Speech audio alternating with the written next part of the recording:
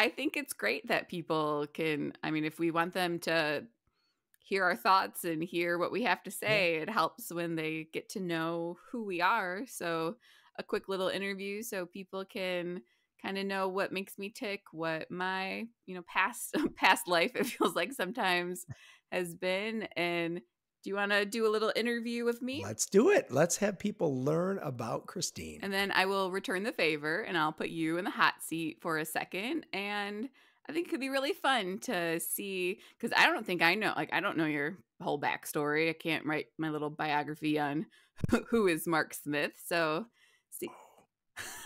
It's intriguing. All right. Well, then let's get to it. Let's go back in time to little Christine and seriously 2 years old on the ice.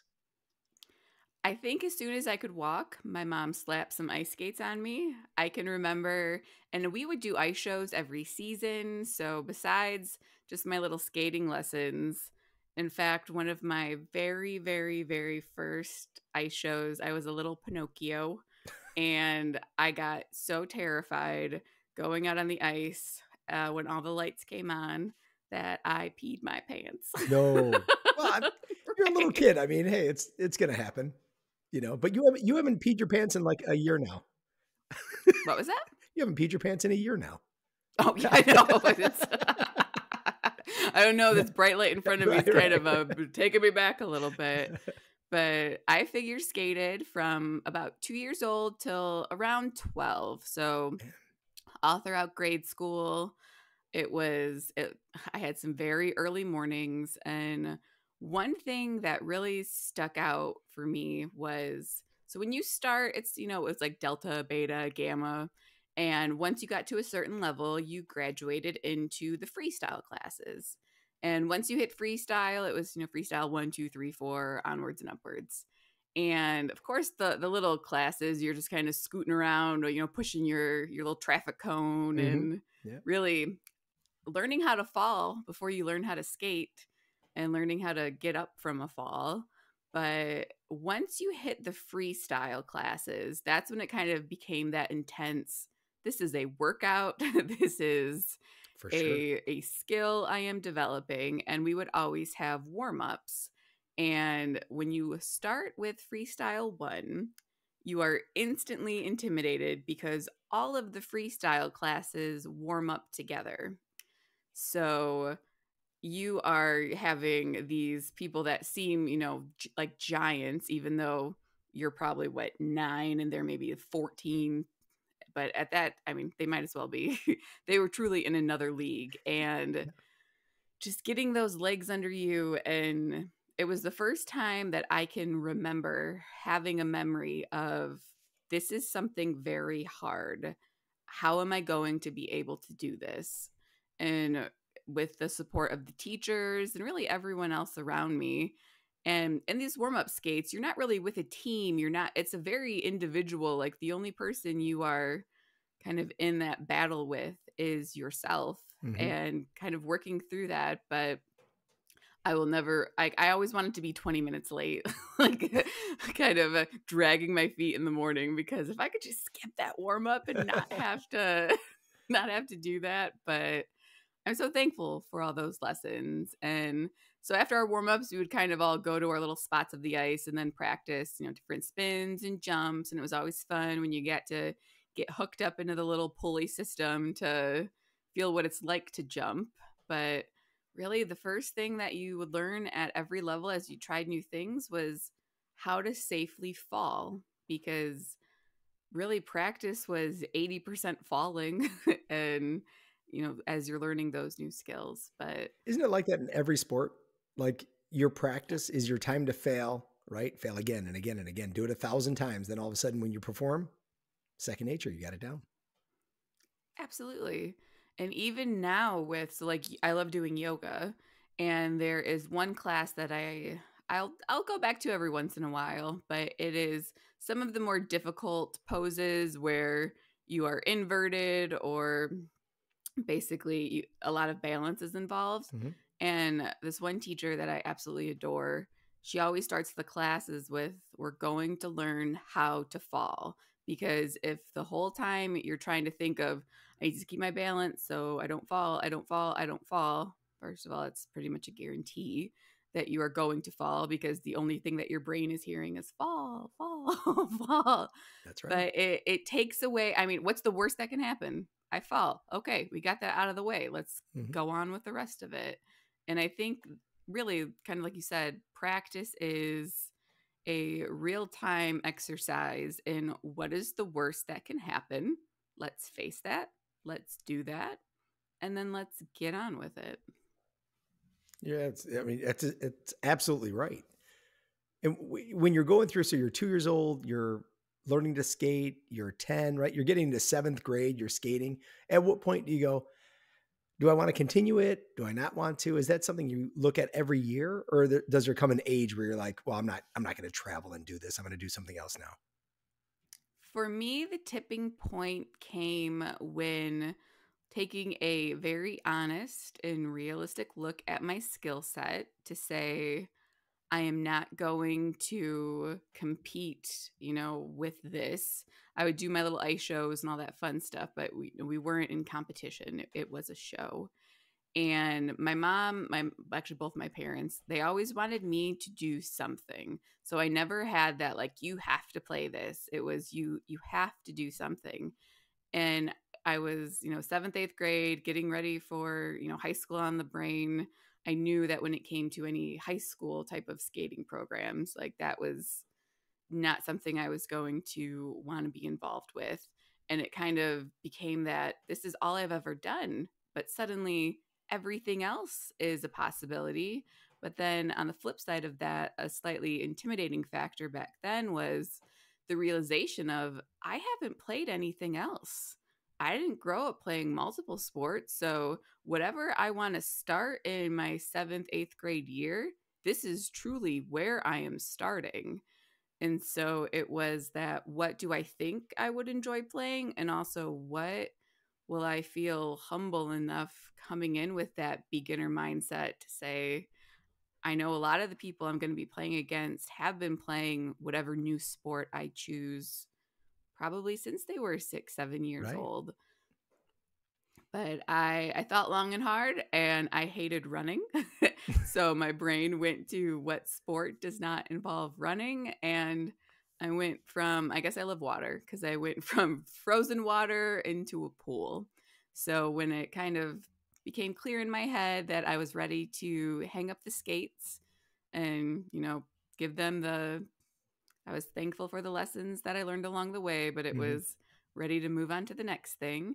And Right. I told my mom, I really want to try swimming. And kudos to her, because she instantly got me into private lessons with the specific mindset of she hasn't she hasn't had to do swim meets her whole life, learning how to do starts, learning how to do flip turns, really learning what a swim practice is. So in the summers, I would have those private lessons to get me caught up. And when it was time for high school, and I will never forget my first time swimming and kind of trying to make the team. And it also really taught me how important teammates are.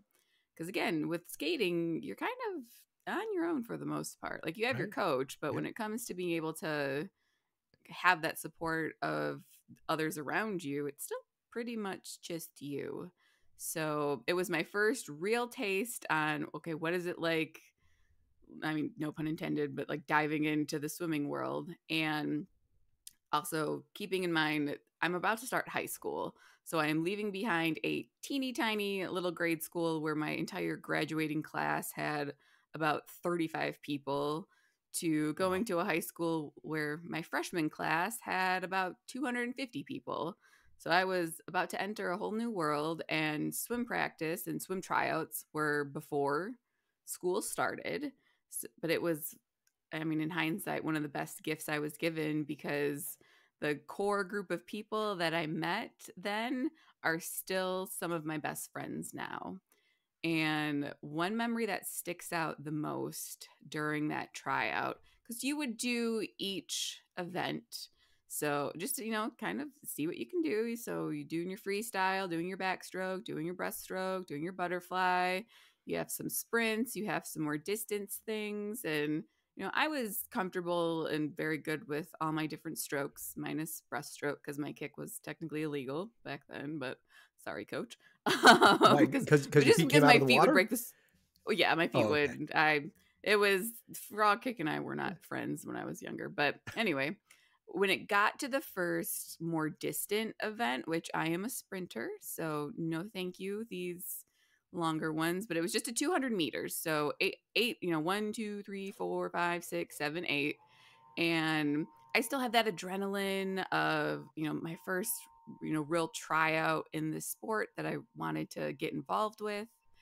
And by about that sixth that sixth length, it felt like I was dragging a piano behind my back, and I felt like my lungs were going to explode, and my whole body just went, I need to stop. I can't do this anymore. And these wonderful group of human beings that had met me for the first time about 20 minutes ago were all on at the end of my lane clapping and cheering as loud as they can, just to be like, you got this, you are fine, like you are doing great, just keep going. Adds a little And having energy, that, right? Yep. exactly, and having that support from, in my mind, relative strangers, that's what, so like I said, needless to say, I did not no type of distance swimmer, but made the team, and the rest was history. That's cool. When you do that, like, did you grow up like on the lake or anything? Like, how did you choose swimming? Like, yeah, there's no running, but you've got to be familiar with swimming. And so we started swimming very, very early. And part of it is because my mom didn't know how to swim.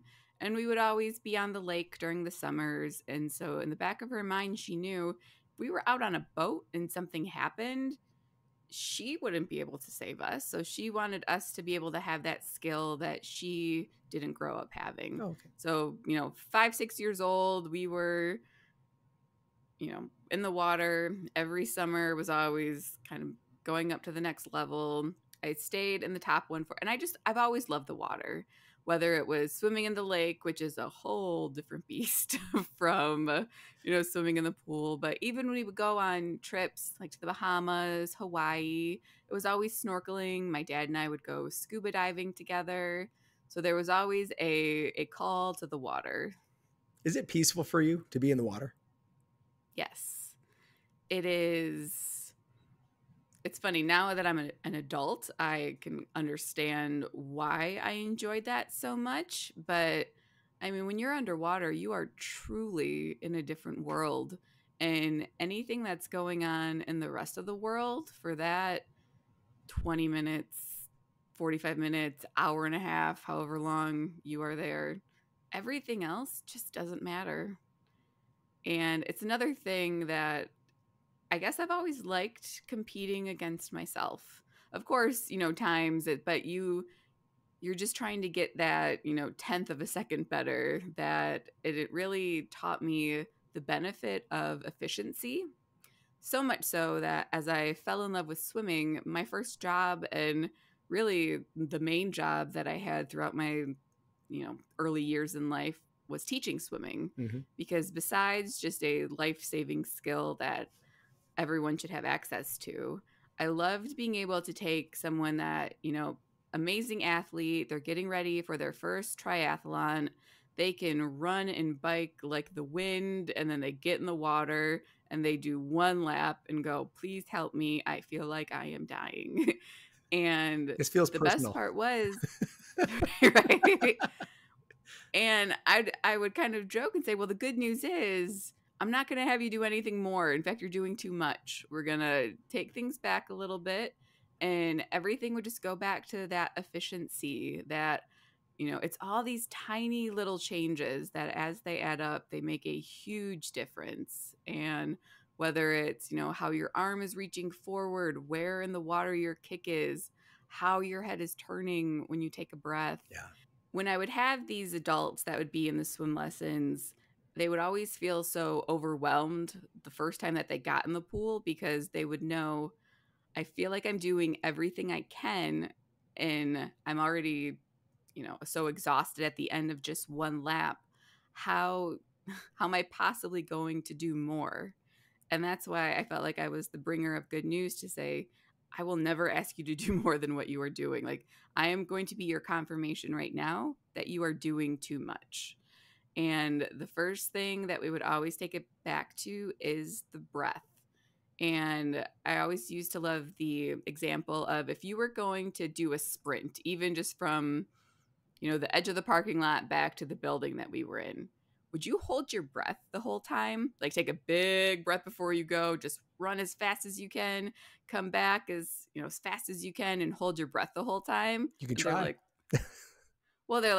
no, like my lungs would feel like they're exploding. I Mhm. would be exhausting myself. And I'm like, all right, so when we are swimming, are you holding your breath the whole time? Which, I mean, makes sense. Go underwater, let's hold my breath. But they're like, oh, wait a minute. It's like, yes, this is a physical activity. Yeah. So we need to always stay breathing. Hmm. And it's that inhale when your face is above the water, exhale when your face is in the water. Guess what? When you run out of bubbles to blow, go turn your head and take another breath. And just, it's weird how something that is so natural, breathing, that in the beginning you have to spend so much mental energy focusing on just making sure you're not holding your breath. But even just that first simple switch, all of a sudden there's all this more confidence because they don't feel like their lungs are going to explode. Right. They have more energy. And then that's we kind of add on to that. So I am thankful for the lessons it taught me, so much so that I spent a good 10, 15 years teaching everybody else. Do you like teaching little kids or do you like teaching adults? Without a doubt, adults. Really? And the kids are fun and it's great to see, it really click for them. But when you're a kid, especially in the summer, it's more, I'm with my friends, I'm in the pool, this is fun. And with the adults, especially my beginner adults. So if you have reached your, 30s, 40s, 50s, 60s, one of my oldest student was in her 70s when she started.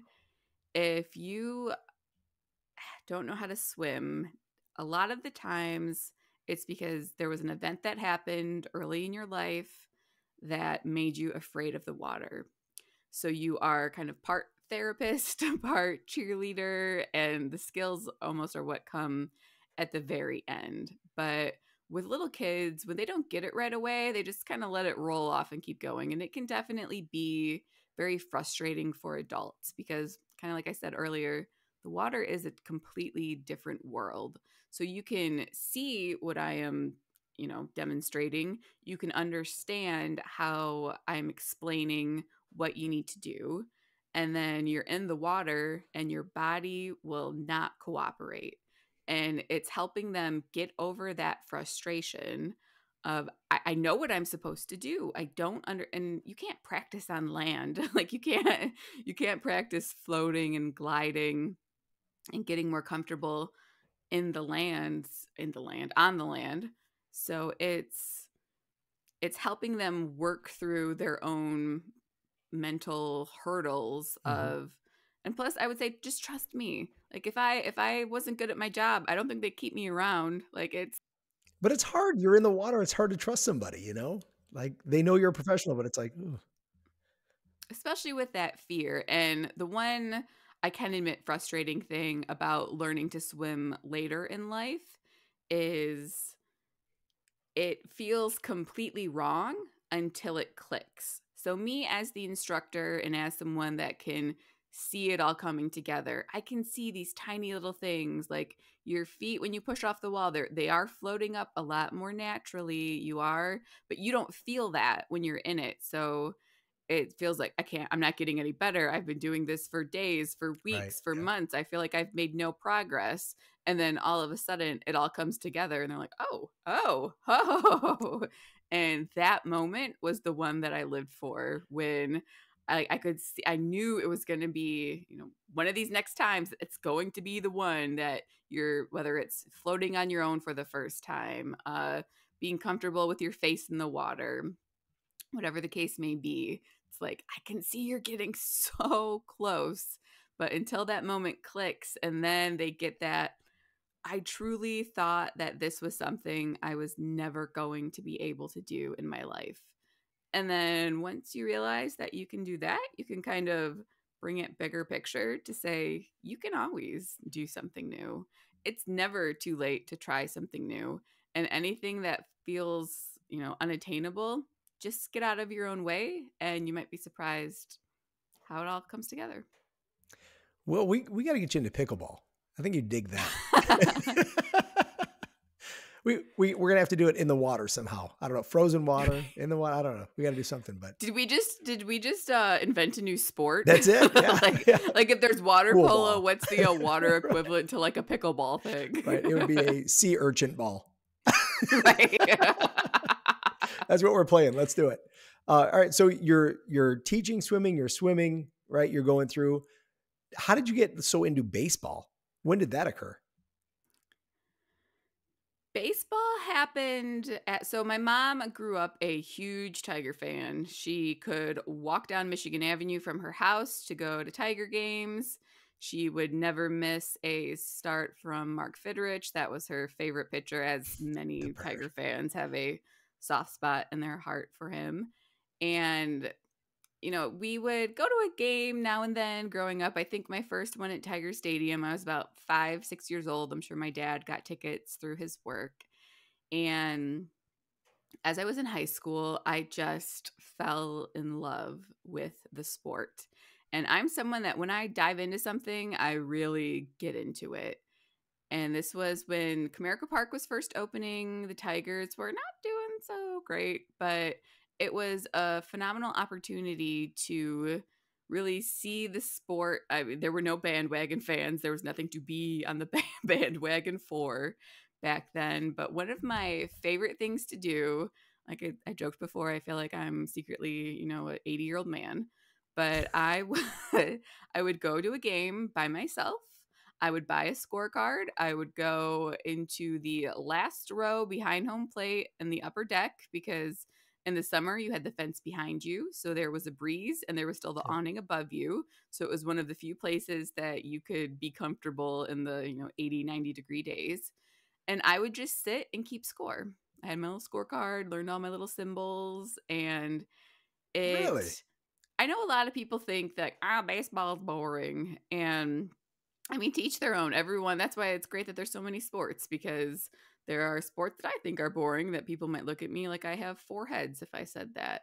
But one thing that I've been extremely fortunate to be able to witness a ton of things firsthand, from walk-off, whatever the case may be, home runs, grand slams. I've seen in the park home runs. I was at the game when Shane Halter played all 9 positions.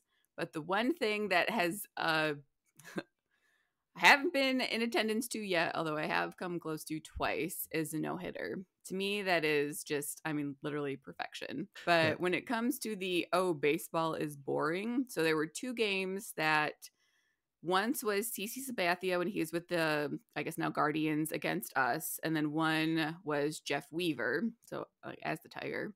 Both of them were taken into the 9th inning. And that is one of the least boring baseball experiences I had, because you realized every single pitch could ruin it. And so all of a sudden, instead of that seemingly slow pace, every time a pitch would be thrown, you're like, oh God, please. Just anything but a hit. Keep it outside the strike zone. Man, I wonder if it's harder for the pitcher, right? Or the batter, or is it harder for the teammates to not say a word about it? Also, I love the commentator's curse. It just cracks me up to no end how the home team will be like, there's a really great game going on. And meanwhile, the opposing announcers will be like, so this no-hitter that he might have a no-hitter going in. So first inning was still a no-hitter. Yeah. Like, they're like, man. Yeah. We're trying to stack the deck in our favor. But I think for a no-hitter, that's got to be all on the pitcher. And because, even if a catcher makes a call, your guy can wave it off. And especially nowadays, just having for a true for a true no-hitter where you go the full game, just if you're already up to a high number of pitches and just thinking in your head, coach, don't pull me, like let me stay in. So I definitely think that a lot of that feels like that is on the pitcher. Now, speaking of Galarraga, I can understand how that some of the team might feel that a little bit more, because now if you have an error, there's that's kind of falling on them a little bit as well. But and then again, I don't know. We should get some baseball guys on here to say. Sure. I know a pitcher or two that we could see when it comes to like where is that pressure coming from. But at the end of the day, it's the pitcher that gets that credit to them. So I feel like that is, of course, you need your team around you, but Right. Right. that's all. So were you at the park like throughout high school? Is that when you'd hang out there? Yep. So the first year that we had season tickets was 2001, which was also the first year that I started high school. So we would go, after school every day. Out of 81 home games, I was at about 75 of them, and did that up until I had to go away to college. And we kept season tickets one more year. My sister was still in high school, and obviously I wasn't going to quite as many, but it was kind of funny. Like we kept them through '05 because we wanted to be able to experience the full All-Star weekend. It was incredible to go to the home run derby, to the All-Star game, have that fun. But we actually did not have season tickets in '06, which is kind of funny because Right. if you would have told me back in, 2001, 2002 that the Tigers would be making it to the World Series within 4 years, I would have laughed you out of the room. But out of the hundreds of Tiger games that I have been to in my life, without a doubt, the one that I would put at the very top of the list would be when we won the pennant, when Maglio Ordonez had his walk-off home run. And Yeah. the funny part about that game is up until that moment, that was probably one of the most stressful games. Like, it was not an enjoyable experience throughout because we were either tied or losing the entire game. Like, that Right. was the only time we went ahead. But and this is one thing that I love about sport. Of course, there's always a little magic in the air when you are thinking about postseason. I've been fortunate to go to some Stanley Cup final games. Like it's a different ballpark when you are Hmm. in that playoff atmosphere. And when the second that ball hit off of, Maglio's bat, everybody in the park instantly knew that it was a home run. It was Yeah. we were winning the game. And so kind of going back to, we did not have season tickets. My sister was there as well, but we were not able to get seats next to each other because the best we could do was wiggle our way in with a single seat. So I was in one part, she was in another section, and I'm kind of like glancing over to her, and I see this like stranger literally like hug and like pick her up, and everyone's, hugging and high-fiving each other. But just within that one moment, it instantly flipped from, this is so stressful, this is oh my gosh, can we like there was never a relaxing like, oh, we're up by 3 runs. No, no, no, no, no. But in that one moment, none of what had happened before, A, do I even really remember, and B, like it was that moment that, and to me, that is one of the true things that sport provides to people, is that sense of, oh my gosh, I did not think this would happen, but it's happening. I got to see it. I got to feel it. I got to Hmm. feel that energy in the stadium. Yeah. I have, 42,000 new best friends that I got to celebrate with together. And for me, there was a little bit of a soft spot as well, because since I had been, at the park so often and felt like half the team were almost like big brothers to me, to know what it was like just a few years before and to Right. see this. And I mean, at this point, I'm only like 18, 19 years old. Still can't even Hmm. celebrate with like a beer if I wanted to. But just the pride that I had of, they did it. We did it. And that is one thing that it always, made me smile. Like when someone talks about their team, it's like, oh yeah, we won. Like we include ourselves Yeah. in that. Like Right. we might not be putting on a jersey, but especially when you are such a fan of a team and you are there through the highs and through the lows, it truly does feel like a we have won. But yeah, so that's kind of been my, Yeah, history of sport. So started figure that's fun. skating, went to swimming, I've coached swim teams, have coached all levels of swimming, was a huge baseball fan, and now I'm excited because it's the start of a new F1 season, and this will be, I think, my 6th season really understanding what's going on. And so now our weekend, sorry friends, if you want to see me, it's going to be anytime there. It's not a race weekend because we do the whole, we'll watch, FP1 and 2, we'll watch quali, we have F1 TV, so we can, my husband sets up what looks like a space, command center where he'll be flipping back and forth between different onboards and having all the data come in. So we are just like switching from figure skating to swimming. Even of course, I will always have a soft spot specifically for the Tigers, for the Red Wings as well. But people evolve, people change, and that is a great thing to celebrate. It doesn't diminish anything that I did before. It doesn't, make me less of a fan just because I'm not going to every single game anymore. And I am really enjoying where I'm at in every moment. So right now, F1 is what has my heart and my attention. And I am so thankful. It's funny, my husband, when I first got into it, as I would start to ask questions, because he would react to something and I'd be like, I didn't realize something worth reacting to has just occurred. So can you explain to me like why this is Right. good, why this is bad? And he would be a little surprised, like, you cared to know? And I'm like, yeah, I want to understand. But yeah, it is good to be like a fan of what you're watching, and it's neat because you change, you evolve, right? As the years go by, there are different things you get into. So, and I know you're trying to get me into F1. I'll get into it eventually.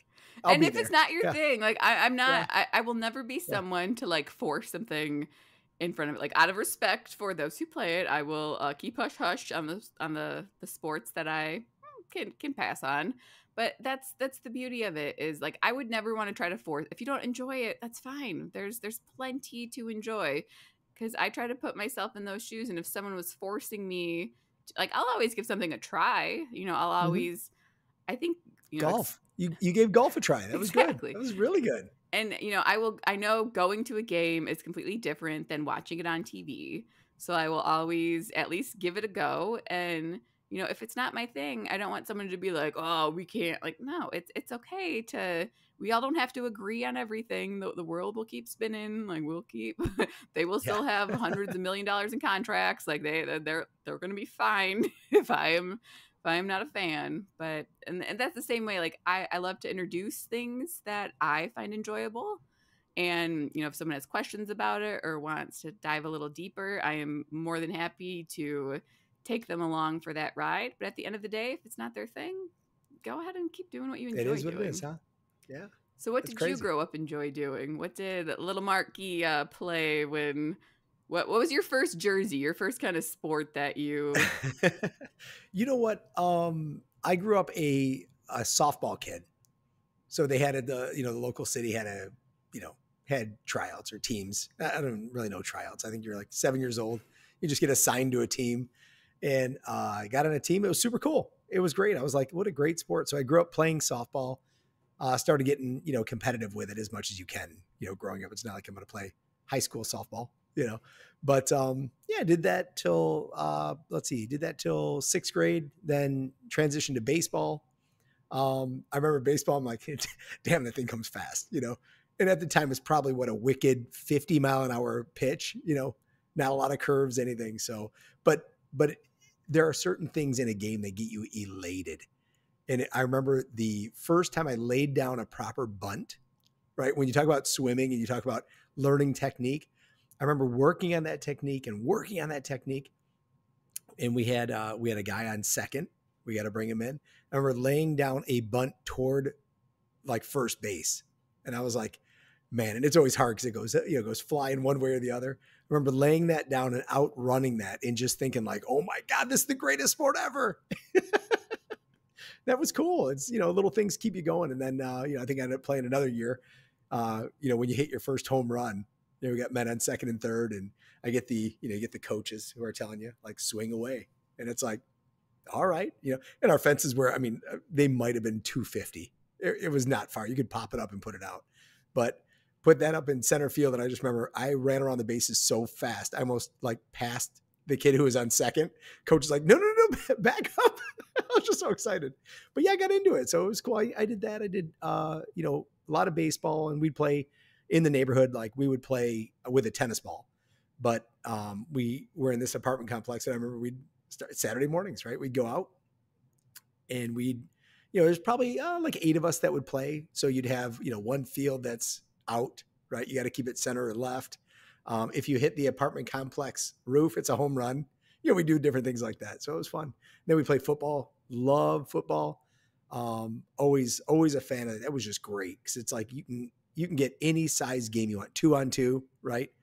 10-on-10. You can do whatever you want out there, and that was a ton of fun. But we had we were playing one day. I remember this. This is and man, I gotta go back 6th grade. So I remember we're playing at this elementary school, and this kid caught it. This kid PJ, nice kid. He's on the other team. He's running down, and I'm like, oh, I'm going to tackle this kid. I know I'm faster than him. So I jumped on him, and we landed. And man, I swore, I'm like, did we land that hard? I think we popped the ball. No, we turned over. We popped his wrist. Oh, it broke his arm. I remember like, oh my God. Yeah.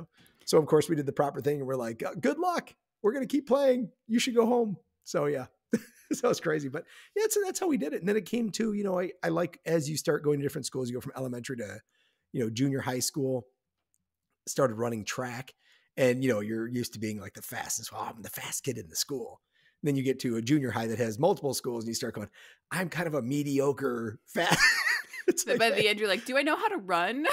Right. What's happening? I don't know if I know how to run. Yeah, it's crazy. And then, yes, we did track. I thought that was a ton of fun in 7th grade.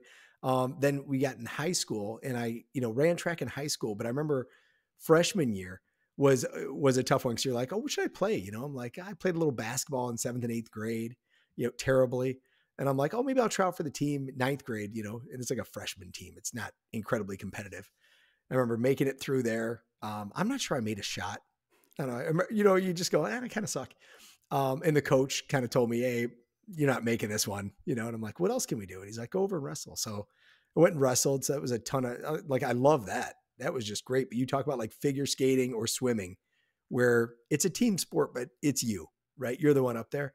That's what I loved about wrestling. It's like, you've been working out all week. You've been learning moves.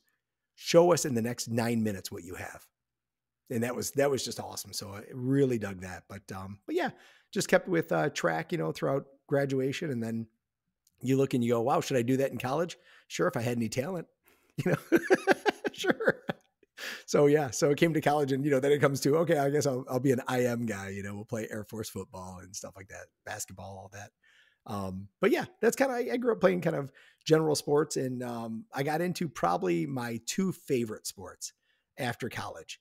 Dabbled in a little bit, like in high school, we played a little bit of golf, throughout college a little bit, but we weren't taking it seriously. It was like grab whatever club, swing away, hack at it.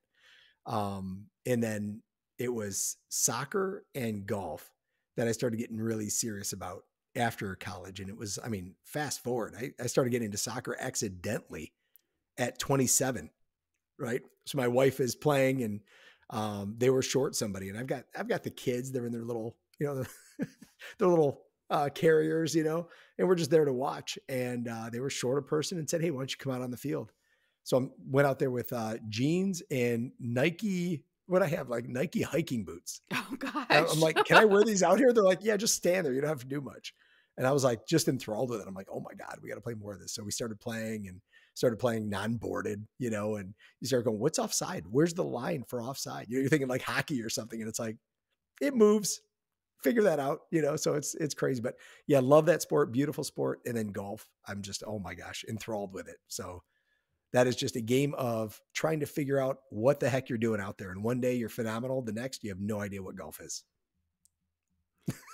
What part of golf do you think really kind of lured you in? Like, what really made it kind of get its teeth in you that you wanted to get through those frustrating days of what this was fun yesterday. I don't know what's going on with this today, but what really piqued your interest with that?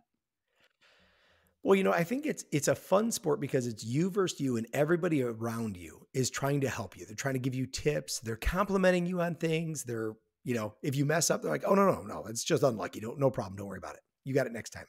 So I think what I enjoy most is, yeah, some good shots, right? You have that one drive, you're like, "Oh my God, I got to do that again and again." Or the chip shot that goes in, you're like, "Oh my God." It's a bit of elation, but I think what I like most about golf is you are out for a couple of hours with really good people. You're hanging out with them. They're positive. You can learn a lot about people while you're golfing. And I think that's why it's quickly become kind of my favorite sport is you're out there with people you choose to be out there with. Nobody's trying to kill you. Nobody's trying to demolish you. You might play for, a little bit of money on a hole or something, but you wish everybody the best. You try to say, "Hey, I learned this thing, try this out." And yeah, you're just helping each other out and, hanging out and enjoying some really beautiful real estate. So I dig it. So you still play soccer now, right? Mhm. I play on Wednesday nights in a highly competitive league with people who I don't think many of them even played like soccer as a child. It's just a bunch of old guys running around. And then we do have, I mean, to be fair, we've got a number of guys that have played, at competitive levels that are out there. But those are the guys we pass to. They can go score. And then, we're just kind of out there having fun. And it's much like golf, right? It's a good group of guys. We've got probably 24 different guys who kind of rotate. Sometimes they're there, sometimes they're not. But yeah, that's just a great sport. So we'll do that. We've got an outdoor league that we haven't played in since the pandemic. So we got to get back out there. But, I think sometimes when you take a break, right, you've been doing it for years and years and years, you take a little break and then it's hard to get back. You're like, well, now I've got a boat. Now we've got the cabin, right? And so they choose other things. But yeah, soccer's a blast. And that is just one thing where, like any sport, you don't know you're getting better until that aha moment, right? The first time you volley it, or you connect on an incredible pass, or you make that move that you've been trying 10 times and it never worked. And then you're like, hey, it's awesome. So yeah, that's a ton of fun. It's a great game. I think even when I may still only have one golfing experience under my belt, but the first time that a swing actually connected in a way that it should, I was like, oh, I get it. So Yeah. that's what this is supposed to, feel like this whole time. Has there ever been a sport that you tried that kind of very quickly you realized this will probably not be my sport? I mean, it's a good question. I don't think I've ever had a sport like that. I mean, we've done different things. Like I've tried, even when you look at like BMX stuff, right? I'm not a BMX guy, but it's fun to go out and do that. I don't think I'd compete, right? I'd be the last guy coming across. But, I think anything that I try to do is I try to get into it, right? So one thing I haven't played like Australian rules football or rugby yet. I don't even know what the rules would be. But I think if we got out there and we did some practices and we learned a couple of things, I think I'd quickly really enjoy it, right? Again, probably be lower in the pack, but it'd be a ton of fun. Oh, So I asked because I definitely have one of my best friends in high school was on the ski team, and she always like, let's go skiing, let's go skiing. We'll be good. And right. I almost broke one of my friend's legs because I didn't know I was going too fast, and I got freaked out, and I did not know how to fall, and then Just realizing ran this them over. the yeah Jeez. the realizing the speed I could get to without trying and the lack of control I had, it was one of those things where I was like, I tried it once. I am Yep. thankful for this And that's it. experience, and I will see Yeah. you back inside with some hot chocolate. I will be back there. Good. All right. All So right. we have talked about your softball, your Yeah. wrestling, your Oh, golf, incredible. your soccer. What do you like to watch as a fan? Oh, I'll tell you, my favorite thing, college basketball. College basketball, love it. College football, great. I think anytime you get into playoff, it's awesome. But I'll usually, I'll usually put things on in the background. So I'll have like, Thursday, Friday, Saturday, Sunday, right? Whatever golf tournament's on, we'll have that on. Um, you know, but yeah, I don't often vary from that. Obviously we'll have, hockey on, we'll have, there's a lot of good sports, that are there, but we tried, when we were out in Australia, we watched a cricket match, or at least a portion of it. That is a long match. That was so much fun. So cool. I have no idea what's going on in cricket. I'm like, everybody's pitching. This is crazy, right? You try to compare it to things, like baseball, and you're like, why is everybody, this is crazy, right? Why is he hitting behind him? But it's fun to watch. Australian rules football is super cool. I have no idea what they're doing. They're just running around. So you go, all right. Again, you compare it to like, American football, and you're like, what? Why are these guys just running, and they'll just boot it and then they'll catch it themselves? And like, what is happening here? So it's crazy, but those are fun. They're fun to watch. But I think for me, I love to get into, like, anytime there's college basketball on, I'll watch any team. It's fun. Really cool. Growing up, were there any teams that you were a fan of, would watch in like middle school, high school days? Any? Well, Christine, when we look at it, like growing up, we didn't have, I think the greatest thing we had was like past sports, right? Where you can watch like the Red Wings, but we didn't have like, it's not like I'm watching Tampa Bay play or anything like that, right? Unless it's on, Monday Night Football. But I mean, obviously you grow up liking the Tigers and the Lions, and, U of M and MSU, and, seeing Tico Duckett run it and, win the Rose Bowl. Like, a lot of those are a ton of fun. But I think as a kid, the things that stood out where I was really excited, and you talked about this a little earlier, about going to a live event versus watching it on TV. I remember the first time my uncle, Michael Kevin, took me to a U of D basketball game, oddly enough. And I was talking about Dickie V, how he used to be a coach there. And I'm like, no way. And I remember going up the stairs, and, I'm a young kid. And I remember the first time I saw a court like that, right? You're used to like your junior high school court that holds 300 people or something, right? And you see this where you go, oh my God. And every player was a giant, right? All of, what was I then? Maybe 4 feet tall. I'm looking like all these guys are like huge. But it was awesome. But I think it was my first taste of really seeing people in person, to go, these are people who are experts at their craft, not knowing, dude, they're students, they're trying to get through tests, and, this is what they're doing right now. But that was cool doing that, seeing a U of M football game, watching the cheerleaders do backflips. I was immediately like, I got to learn how to do a backflip. I got to do that. Right.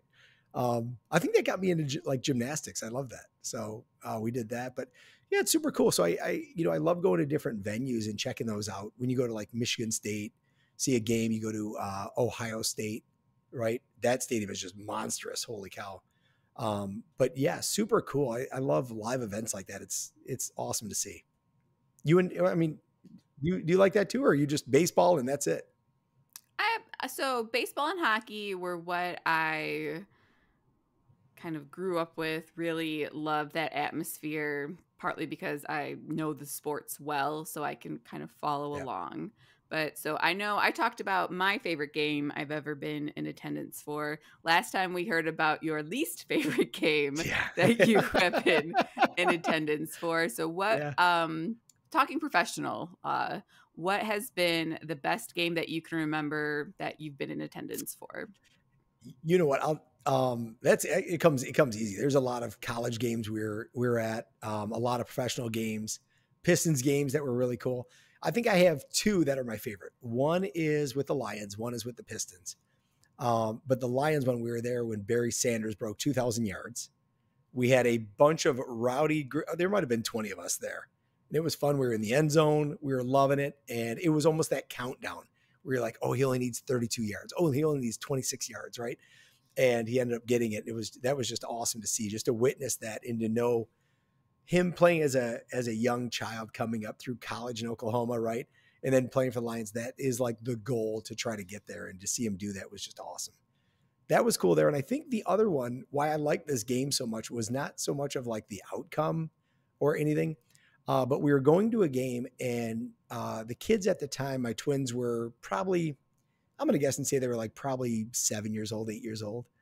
And we went to a game, and they had asked us, hey, do your kids want to be honorary captains?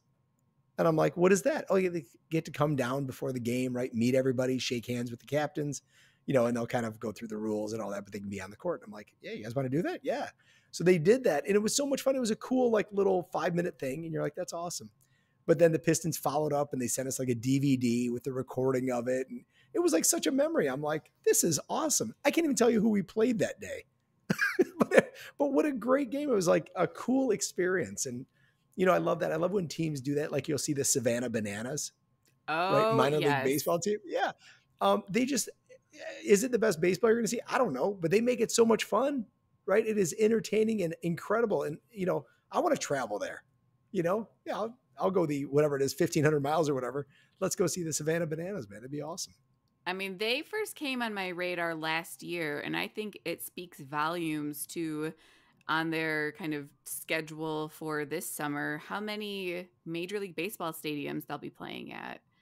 And I love all that. And one thing that I find a little fascinating with being at a game versus watching it on TV is, of course, you're there in the middle of the action, but you're also kind of left in the dark sometimes. And I have two examples, but what I mean about this. One of them is that game when Shane Halter played online positions because, okay, starts at shortstop, whatever, moves to second base, okay. And by like the third or fourth inning, you're like, wait, what? Like you're kind of piecing it together on your own while people at home, the announcers, they're able to put that together really quickly. And so everyone at home is watching like, oh, where are they going to put him next? Meanwhile, everyone in the park is kind of like, wait, what's going on? And one thing that has happened at a Red Wings game where there was an injury on ice. And I hated that because when you're watching on TV, they can do the replay, go slow-mo, see what happened, hear back from the trainers, get word on how they're doing. But when you're there, you just see someone get hurt, you see blood on the ice, you see people swarm around them, and then you see them disappear. And you're like, what? Are they okay? Like, what's happening? Right, you're checking with people around you. What happened? Yeah. And so it's just such a fascinating, like, yes, you are there and you are, witnessing it firsthand, but not having the kind of commentators to actually tell you what is going on. And it really is just, hey, have you heard? You're looking online to see if someone's tweeting or so now I completely understand the people that I used to make fun of the guys that I would see, at Tiger Stadium with their headphones on, listening to the radio. I'm like, why are you listening to the radio? They're there. You're watching it. In fact, you're getting a little delay when you're listening to it. But there've been a few instances like that where I was like, oh, can I just know that this person is okay? Can I just know that, like the one hockey injury that sticks out, and it was pretty much nothing, but it was Yuri Hudler who got a cut, but it was on his face. So of course, any cut in your face is going to start bleeding like crazy. And what happened is as he was pushing himself to get up, because blood had been kind of falling down on the ice, his hands like slipped a little bit in it. And so because his hands are slipping in the blood, it is now spreading the blood around. So it's really just a few drops. Suddenly looks like all this blood. And so when he saw that, he kind of started to panic a little bit. And of course, again, us from what we can see from wherever our seats are, we just see this like blood smear all over the ice. It's like, oh my gosh. And then they cut to it and it's like a little band-aid right here and he's fine. Right. But it's like, oh gosh, like, can someone please just tell me everything is okay? I'll tell you, hockey players are a different breed too, man. You could cut off somebody's hand and he's like, oh, I'm going to miss a shift. Got to get back out there, coach. It's incredible. I love that. Have you ever taken a little sniff of some smelling salts? Yeah. So I had to see what they're all about. What was your thought there, like when you first smelt it? I don't think I had any thoughts. I think they all, I mean, it was that like, it tickled something that I didn't realize was truly a sensation I didn't know could be felt. And I love videos of, like, I saw one and it was a family at Christmas and they bought a thing of smelling salts and just recorded everyone taking a sniff of it. What they tell them? It's like perfume or something? Oh no, they knew what they were getting into. They really? They were. But you will break it and you smell it. Oh, it'll wake you up. Yeah. What was your first experience with some smelling salts? You know what? We were playing hockey and, we're playing like, where you go in at like 11 at night and play as long as the Zamboni driver lets you do it. And one of the guys had it in his bag, and I'm like, smelling. So, are you kidding me? That's a real thing. And he's like, yeah, dude, I have it like before the games. It gets you awake, gets you ready to go. And I'm like, dude, let me see this. Right. And I don't know what I expected. Pepper, something. I don't know. So I took a big to smell that. Oh my God. I was immediately like, you try to push it away like that's going to help. And I'm like, Right. what? Why would you do that to yourself? Like, geez. But yeah, that's nuts. Yeah. You smell that, you don't forget it. No, you don't. And yeah, it wakes you up. It wakes you up to a whole other plane of existence sometimes, depending on Yeah. how big of an inhale you take. Yeah. Yeah. I tell you, I like that better. We used to have in wrestling instead of, smelling salts. What they would do is you'd have your, if you're sitting there warming up, whatever, getting ready for your match, you'd have somebody like slapping you on your back and on your chest. And I'm like, I hated that. I was like, why are we doing this? This is crazy. But it's part of the culture, right? It's crazy. I guess in swimming, the equivalent would be that first jump into the cold water when you feel like all the air instantly leaves your lungs. Yeah, especially you guys are going in there like it's like 6 a.m, right? It's earlier than that. Yeah, are the heaters even on? Like, man, they must be. You're jumping in there. You're like, geez, cut a hole in the ice. That's nuts. Do you see yourself staying in sport like when you're 70, 75 years old? I think there's so many benefits besides the obvious keeping your body moving, which helps keep your mind sharp, but even more than that, and I feel like this is probably similar to, why you're still playing soccer, it's that community aspect, whether it's a pickleball or whatever, I want to be playing. I absolutely see myself always wanting to do something, and it's always trying something new, challenging yourself in ways that you didn't expect, and having that group of people around you to cheer you on. And then also Right. being able to be that person to help someone get through a hurdle that, literally if they feel like they're hitting a wall of like, I can't go any faster. I can't, just keep me off to the side. Like, don't ever pass the ball to me, like whatever the case may be. Well, what about you? Do you see yourself always being in sport in some capacity? Yeah, you kind of mentioned like one I love is pickleball. Don't sleep on pickleball, man. That's a ton of fun. I think it's easy on the body, but it's competitive, which is super cool. I think that's why you see that growing in popularity right now. But yeah, pickleball would be a big one. Golf. I love golf because you can play golf. Oh my gosh. Right. I love to see that you'll see people who are, who have lost some vision in their eye, in their eyes. I mean, obviously lost their vision. But you'll see that. You'll see handicapped folks who will do that. They've got special equipment for people who can't swing, who have bad backs. Yeah, golf, they've made that very easy to play, which is great. I think, soccer, I'll play as long as I can. We play with some guys who are in their 60s and they're doing great. Some guys that have had knee surgeries, hip surgeries. So we play. That's cool. And of course you always have like, hey, we're playing softball, right? You might play a softball game, right? Charity tournament or something, where it's kind of your spring training and World Series all in one.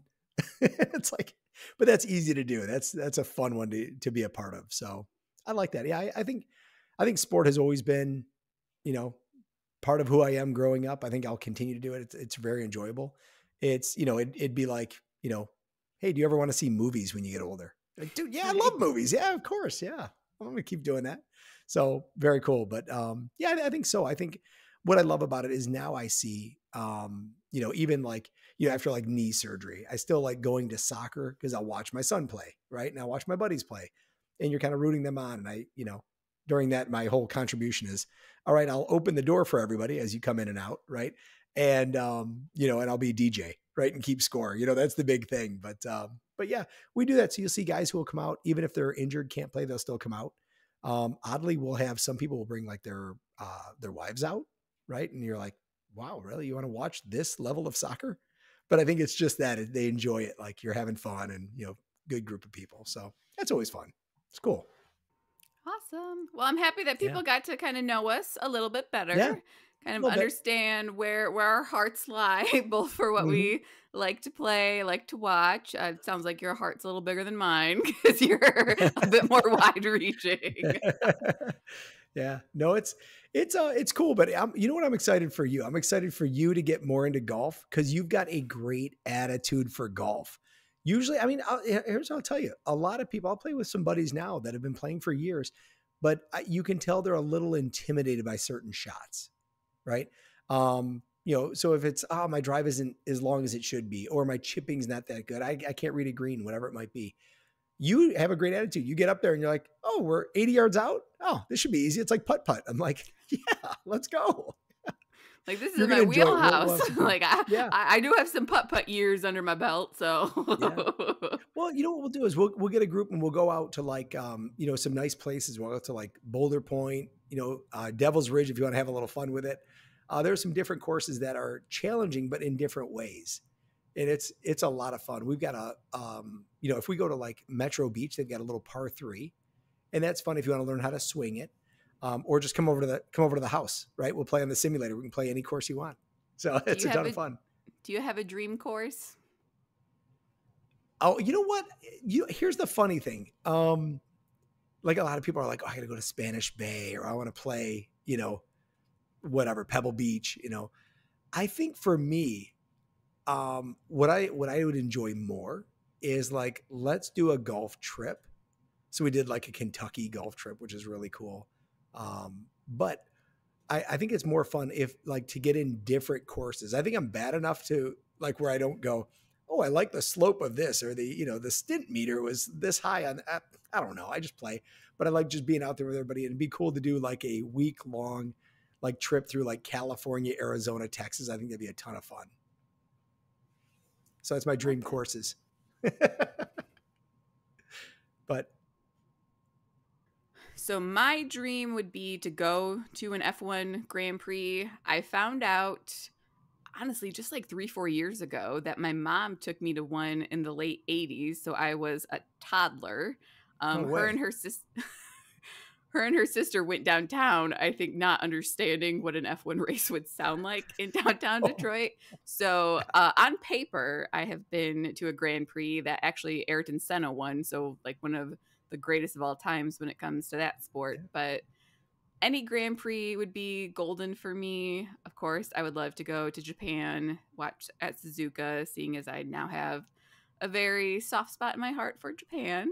Right. And but really, other than that, there's and that's the one thing though. Of course, if we're going to different golf courses, we just have to travel across the U.S. If I want to go to multiple F1 races, I gotta dust off the passport and get ready You to gotta, you gotta do it. Yeah. travel all over the world. But it's always fun having those kind of goals. That fun thing to look forward to, something to work towards. And Yeah. like I said, being there in person is a completely different and especially in racing. So when we would go downtown for the Detroit Grand Prix, so with Indy and with IMSA, when you are watching the race, I mean, you see what is directly in front of you for like about Yeah. Yeah. a fraction of a second, Yeah. and otherwise you're just kind of watching the screen. But it's that atmosphere. It's hearing those cars. It's feeling them as they drive by when you're kind of up by a fence or kind of Yeah. wandering around. But yeah, as far as like following along, we would get home and then actually watch the race at home to see what really happened. But there's Oh there's yeah. always magic in being there in person.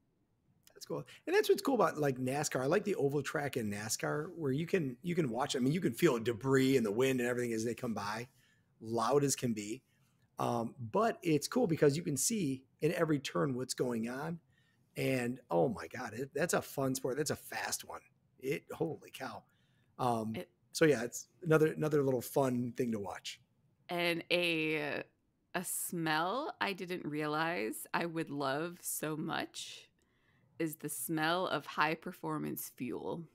Hmm. Like there is just something about that I mean, maybe it's a little smelling salt-ish, but there's something about that you're Yep. just like, this is something elite, something different. And another thing that I'd love is to be able to do a hot lap with the driver, because being able to kind of feel that power and Yeah. just having, of course, that trust in the person behind the wheel. But because we have a sim rig, so we can putz around a little bit and, Right. try out different tracks, but you're not feeling, the force in the corners kind of getting, down in your seat. And Have you done that's one like, at M1 yet?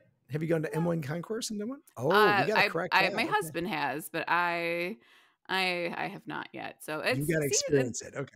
yeah, there's different things to look forward to. I mean, I've gone fast enough on the freeway, but we don't need to, Okay. not I quite the hit same 100. as, Yeah, that's funny. You're not pulling G's doing that, right? no, I better not be. Taking one Well, of those good. like twisty on ramps a little too fast, Like, and you're like, oh, I'm taking the line, man. I got it. Yeah, that's funny. All right. So what do you think for our next episode?